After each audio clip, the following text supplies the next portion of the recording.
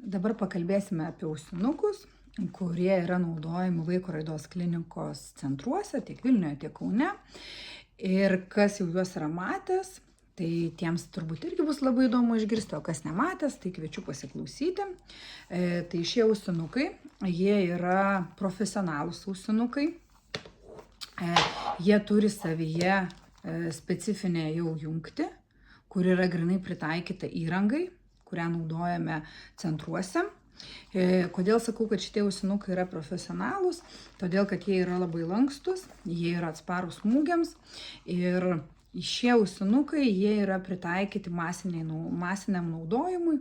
Tai yra, juos tikrai galite rasti muziejuose, turuose, kas daro su gidais, nes jų tikrai yra labai didelis aukštas atsparumas. Tai čia pagrindinė tokia jų savybė, kuri apibūdina juos kaip profesionalius. Tačiau terapijoje šie ausinukai, jie neturėjo detektoriaus ir terapijoje būtent yra pritvirtinamas detektorius. Kas čia per detektorius, bus dar atskiras video, kuriame aš plačiau grinai pakalbėsiu apie būtent šį detektorių.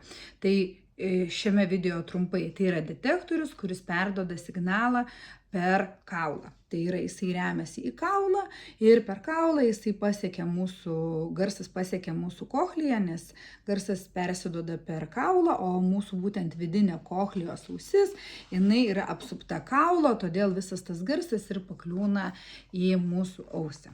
Taigi šie ausinukai yra modifikuoti terapijoje.